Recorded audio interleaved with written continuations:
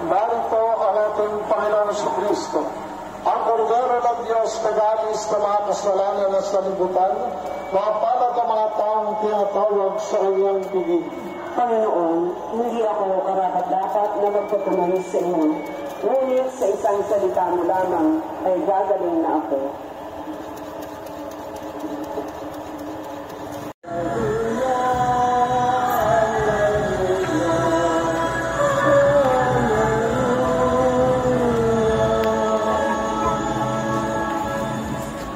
Sumainyo ang Panginoon. At sumayin Ang mabuting balita ng Panginoon ayon kay San Lucas. papuri sa iyo, Panginoon.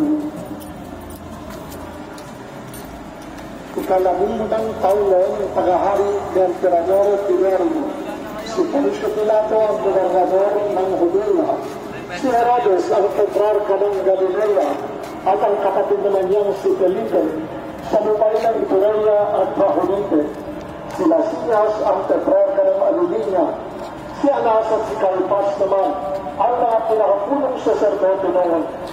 Ngayon pa lang yun, nasa ilang si Juan na anak ni Zacarias. Dumating sa kanyang salita ng Diyos, kaya't nilibot niya ang mga lupain sa magkabilang panig ng Jordan at Tangaman. Nagsisiyan ng palitan ng mga kasalanan at pamilya kayo upang kayo patawarin ng Diyos yung kanya. So ngayon, nulungan mga nasisiyan sa ating propeta Isaias. Ito sa kanyang sabi, sumisila sa iya, iyakan ko ang lahat ng Panginoon, tuloy ang kanyang lalas, makakaan ang bawat bata, ilalim ang bawat buwan ito, tuloy ang mga ito, at makarang ang mga kapupaw, makakita na ang mga makikitas na laban ng Diyos.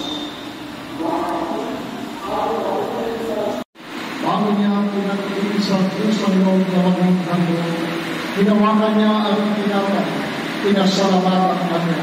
Pinaghati-hati niya yun, iniabot sa kanyang malagad ng sabi, tanggapin ninyong lahat ito kami. Ito ang aming katawan, kaya ito para sa inyo.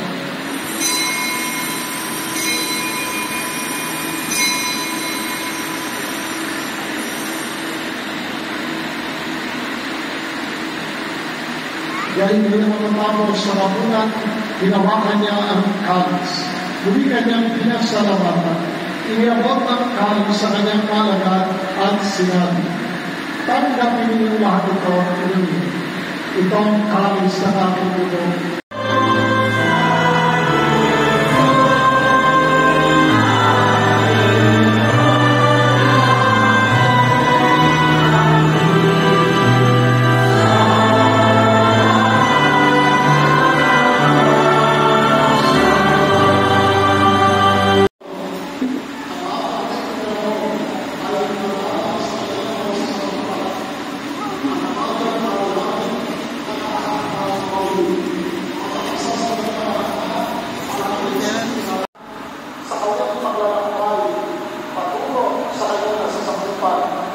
Si Jesus, ang hari ng sanlibutan, kailangan ipakahanda ng maayos na landas sa kanyang pagpalito.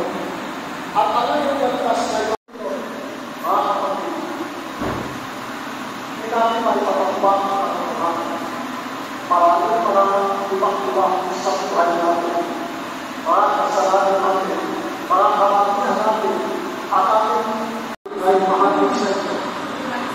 Mahalaga na magsikap tayo na ituwin ang ating mga kabahagyan. Kaya nga, mahirap na yan kung ang nangyayawang pa rin sa ating kataasan. Kasi oftentimes, when we are too proud